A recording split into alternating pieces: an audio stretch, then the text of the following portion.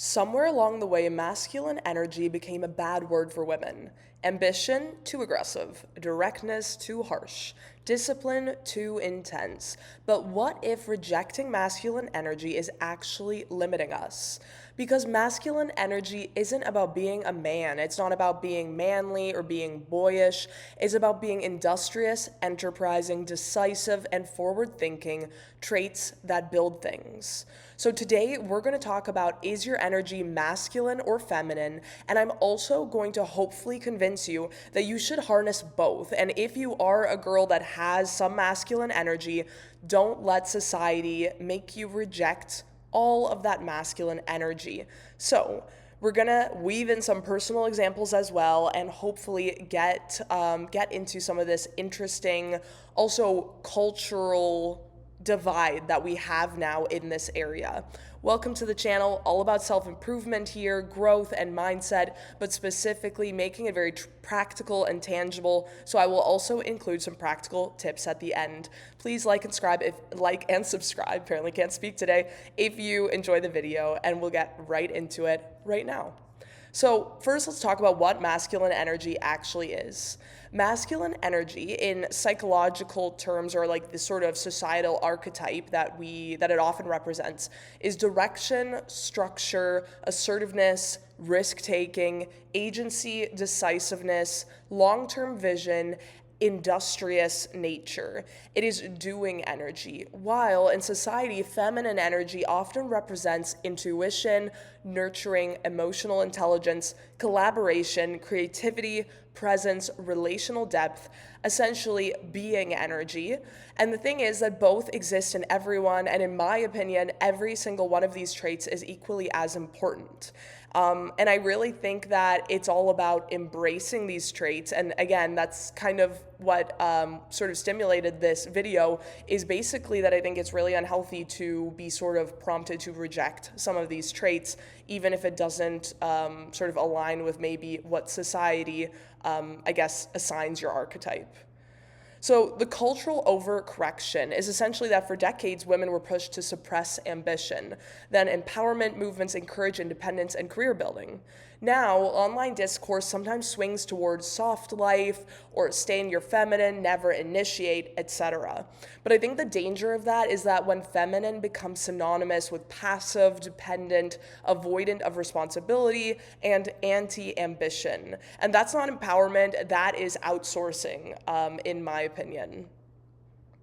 So, in terms of harnessing masculine energy and why that is so powerful, masculine energy in women looks like building a business, setting boundaries clearly, initiating difficult conversations, taking calculated risks, thinking 5 years ahead, and being industrious and enterprising. And again, I think those are all really great traits. So if that's something that you embody, then why on earth would we want to reject that? Or if you do have those traits and people have called you masculine before, then hopefully you can look back on that and realize, like, that's not cool. Like, in fact, these are awesome traits that you should be embracing and that you're lucky to have. And I think that's what it's really about. We all have balance. So, like, I'll use myself as an example. I think an area of my life where I'm very feminine is in terms of emotions and like assertiveness. I feel like I'm very attuned to other people's emotions. I'm very like intuitive to what other people around me are feeling. I'm very non-assertive. It's something that I need to work on, standing up for myself. Meanwhile, I think that in terms of things like career or like being sort of innovative and enterprising in that area, I definitely have some masculine energy, which I'm proud of, and I would not want to reject that. So industriousness is masculine energy. Again, this is all like according to society. I'm not purporting that any of this is necessarily true. And vision is seen as masculine energy. Enterprise, as I mentioned, masculine energy, and women who harness that don't become less feminine, they become more capable. Like, again, good on you, that's awesome, and definitely is not something that should be squashed out of you just because somebody else says that. So this energy allows women to create independence, protect themselves, lead when necessary, and not wait for permission. So, in terms of integrating some psychology into this, Carl Jung talked about the animus and anima, the inner masculine and feminine within each person.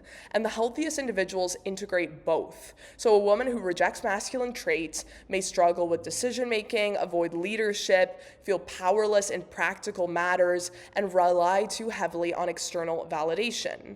A woman who over identifies with only masculine traits may burn out, become hyper competitive, disconnect from emotional depth and intuition that she naturally has. And again, the goal isn't dominance of one, it's integration and just embracing the ones that you were gifted with. So you should embrace both your feminine and masculine traits. Again, you just basically like the underlying point that I'm trying to make is that if you have some masculine traits and you're a girl, then like do not reject those just because society said so or because somebody told you like, oh, that's really masculine of you.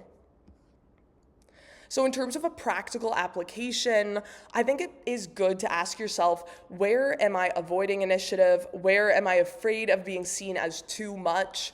Where do I need more structure? Where do I need more softness? So, examples would be using masculine energy at work in like strategy sessions and ambitious endeavors.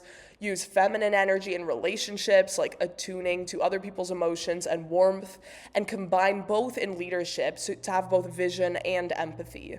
So rejecting masculine energy, it doesn't make women more feminine, it makes them less powerful. The strongest women I know aren't choosing one, they are integrating both. And most importantly, they are certainly rejecting critique from third parties, critique from people in their life, or from the internet, or from discourse anywhere in society.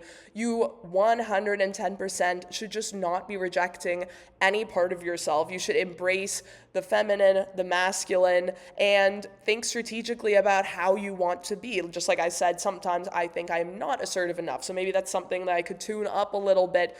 But on the other hand, I love that I'm very like empathetic and like attuned to people's emotions, so I wouldn't want to overcorrect that and lose that superpower. So again, broadly speaking, embrace it all and certainly do not allow yourself to reject certain parts of yourself just because society says you're not supposed to have them. So, in conclusion, hope that this helped you in some way, kept it short and practical, and yeah, I really think that hopefully this can lead to some self-reflection, and it's sort of an interesting topic that I think lots more people are talking about these days.